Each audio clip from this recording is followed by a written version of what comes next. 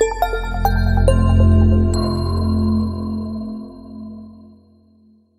everyone, it's Mike Hambright with Flipner.com. Thanks for joining us for this episode of the Expert Interview Show, where I interview leaders and entrepreneurs from across the real estate investing industry. So if you're new, if this is the first time you listen, welcome. This is actually show number 285, so we have a lot of great content. If you're new, I'd encourage you to, of course, after watching this episode, go check out some of our other ones. But if you're already a member of Flipner.com or you've been listening or watching for a while, welcome back. This actually is the first episode of 2016, the first new episode. Hopefully you enjoyed some of the award shows we've been showing lately, which were kind of the best of 2015. Had some great guests on. And again, this is show number 285. We have lots of great, past shows for you to check out as well. I want to talk about a few changes if you've been listening for a while, since this is the first show of the year. The format's going to change a little bit towards taking action. I feel like it's something we just haven't talked about enough, and it's actually one of the reasons that a lot of real estate investors fail is they listen and learn to a lot of things and they just never take action. So we're going to start to focus more on taking action. In fact, we've split the show up into two parts, where the first part is getting to know our guest a little bit, and the second part is specifically called Taking Action, where our guest will have some discussion on how to help you take action and be more specific, maybe even some quick lessons. So we're also going to one show a week versus two shows in the past in 2016, and we're going to try to improve the quality and really deliver a better product for you. And with that note, if you didn't already know, we actually also launched another show a couple months back called the REI Classroom. And we publish 2 short lessons every day. They're Monday through Friday, so 40 lessons a month. And it's all, and actually, I'm not on the screen. It's actually our guests. We're interviewing them, and they're sharing quick lessons. So if you're not already watching the REI Classroom, you can go to flipner.com/classroom or look for REI Classroom in iTunes or whatever podcast network you're listening to. So for today's show, I have a good friend of mine, Ken Corsini, is back. He has been on the show before. In fact, you're probably going to see us have some guests we've had in the past back on because I know who they are. I know more about them, and we're trying to cherry pick the best of the best. And we saved the best for first on this episode with Ken. That's what I sort of figured you were going to hold out and ask me to be first. Yeah, we're just going to come right out of the gate with number one, Ken Corsini, everybody. Well, I am honored to be first, man. I feel extra special. Yeah.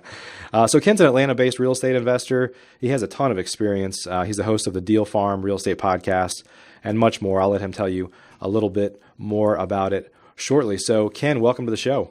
Thanks for having me, Mike. I appreciate it. Yeah, great to have you on and good to see you as always. Yeah, good to be back.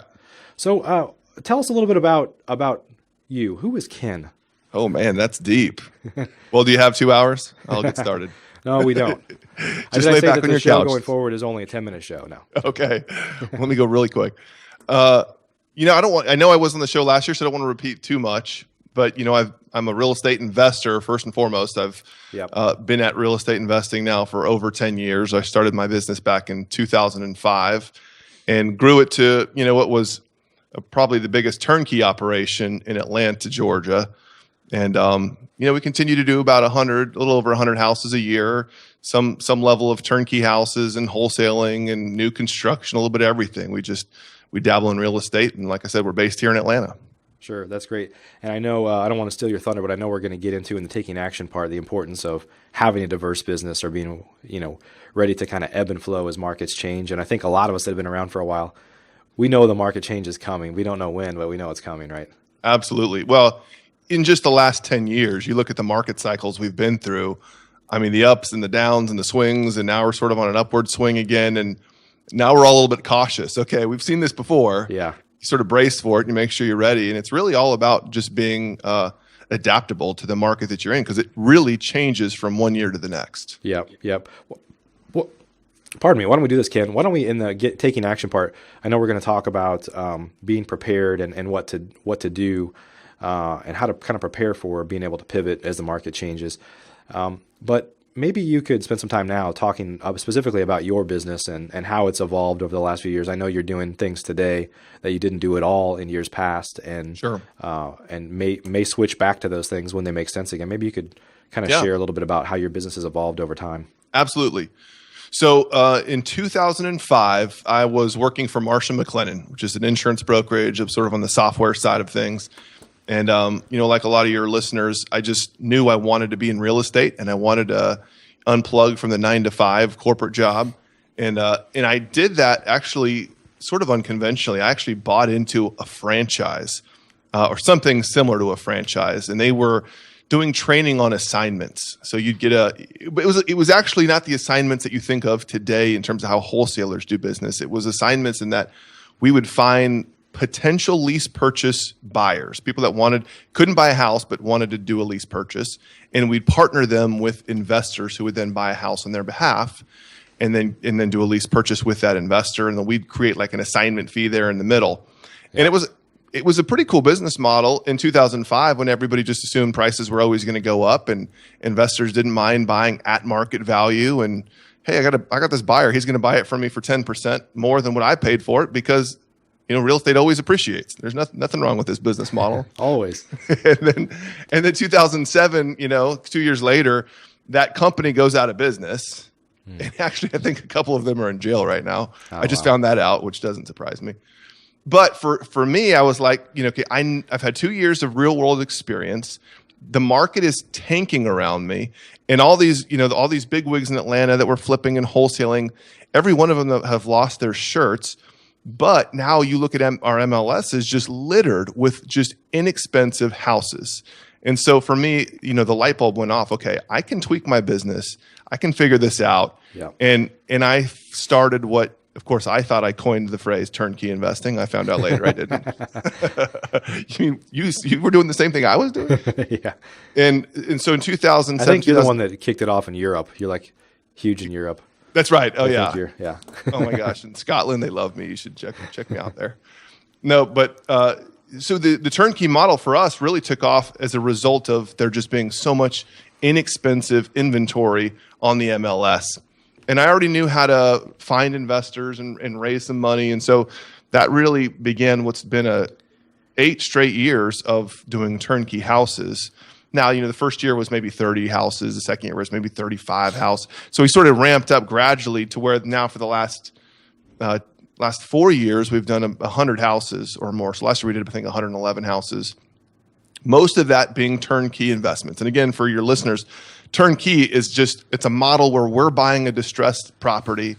We're fixing it up on our nickel. We're putting a tenant in place. So we're stabilizing that asset. It's producing cash flow. And then we sell that cash flowing asset to an investor. And most of our investors came from out of state. Some even came from out of the country. I would say 90% of our investors come from California, where they can't even fathom buying a house for $60,000 with, $800 in rent or whatever we were selling. Tenants already in it and ready to go. Yeah. Tenants already in it. We got the property management in place. We've got the financing in place. It really is turnkey done for you model. Yeah. And that's been our bread and butter for the last so many years. But as you know, every year still looks a little different. The market was in the toilet for 3 or 4 years, but then the hedge fund sort of descended on a couple big markets. I'm sure they landed in Dallas. They certainly landed in Atlanta. And so that created all sorts of competition for us. Where are we going to get our inventory if the Blackstones of the world are buying everything? Right. And so we've had to reinvent ourselves multiple times in terms of how we acquire and what we're acquiring and who we're selling to where now I think turnkey probably comprises about 50% of our business. And the other 50% is a mixture of wholesale deals and new construction and just fix and flip retail. You're just what you consider, flipping a house is just selling it to an end buyer. We do a good bit of that now as well. We still keep the volume up. We're still, like I said, over 100 houses a year. It's just a different mix of inventory.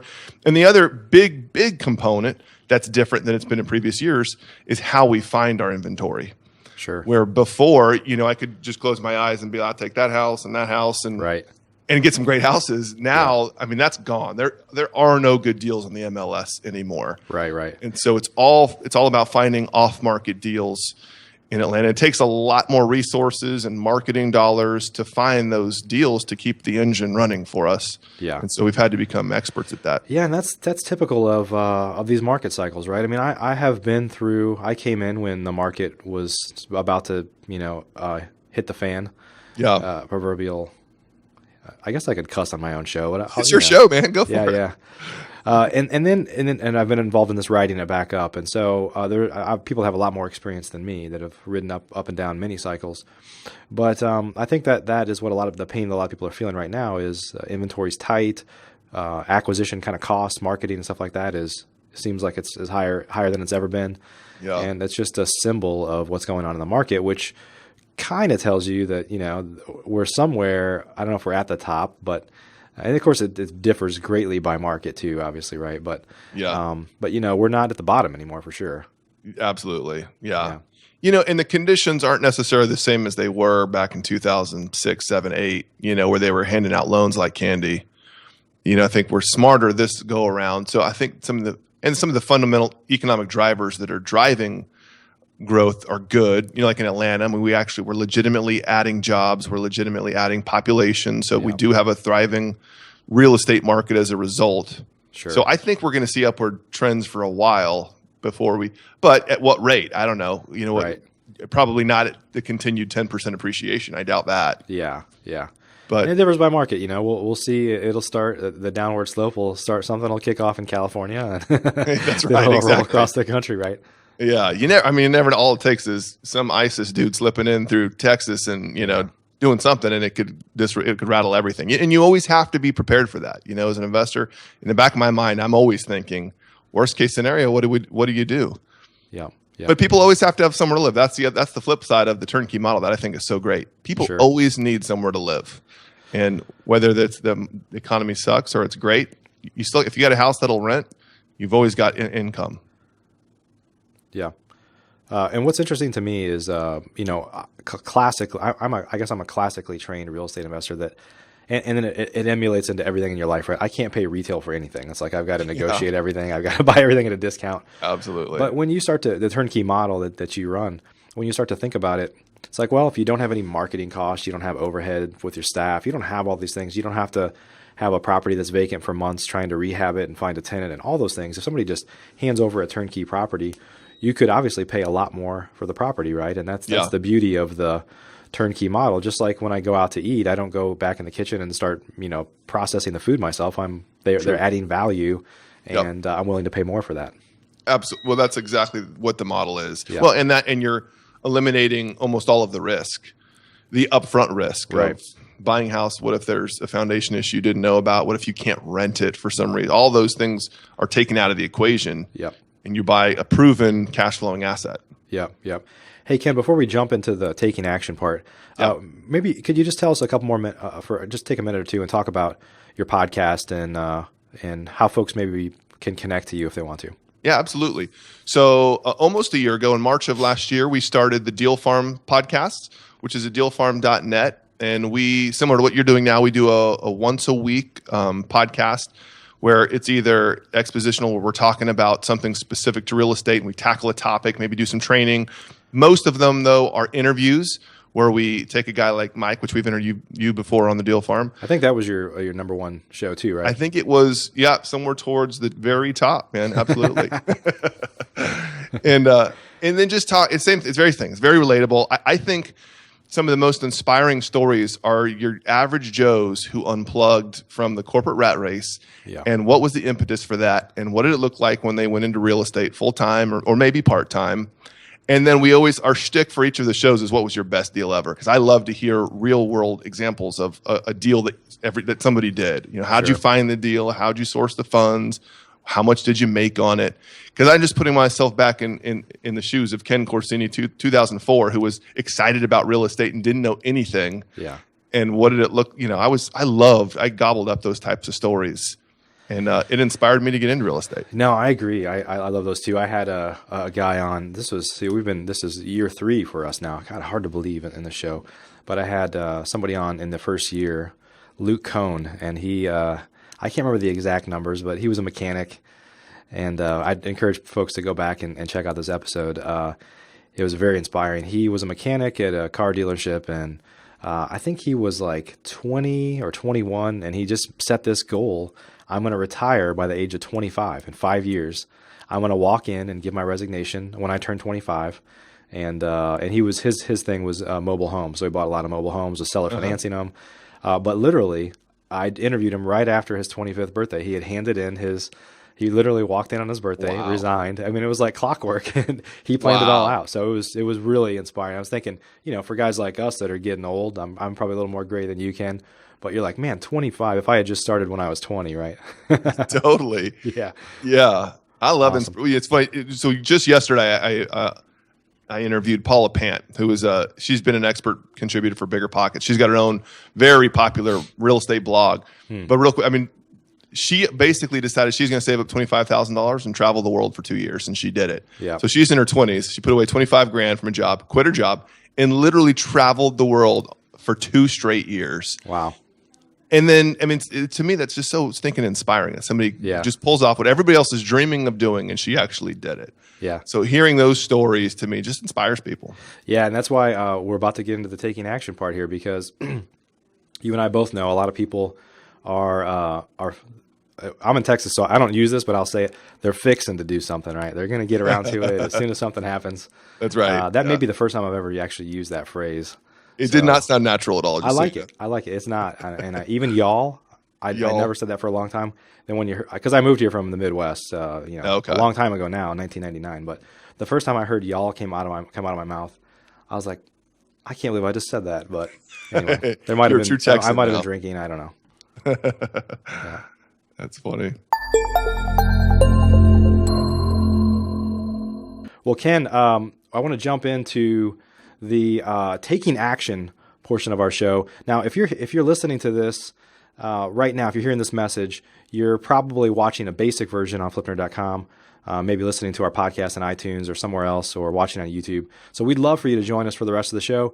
Unfortunately, only our pro and elite level members have access to that. So as a pro or elite member, you'll not only have access to the rest of this great show with Ken Corsini, we're going to dive into taking action, and we're going to talk a lot about analyzing your business and what's working now and how to pivot and how to move as the market changes, because that is the sign of a real estate investor that can thrive, not just survive, but thrive in markets as they adjust and kind of anticipate what's going on. So you'll get access to the rest of this show, access to hundreds of other expert interviews, and actually real-time access to, right now as we speak, over 1,100 off-market properties that are listed on flipnerd.com. In fact, if you're a pro or elite level member, you'll receive real-time email and text alerts on properties in your market as properties are listed on Flipnerd. So I get text alerts all day long from properties being listed in certain markets where I look to invest. So if you're an elite level member, you get access to the best training and premium content in the real estate investing industry, including our live office hours webinars twice a month,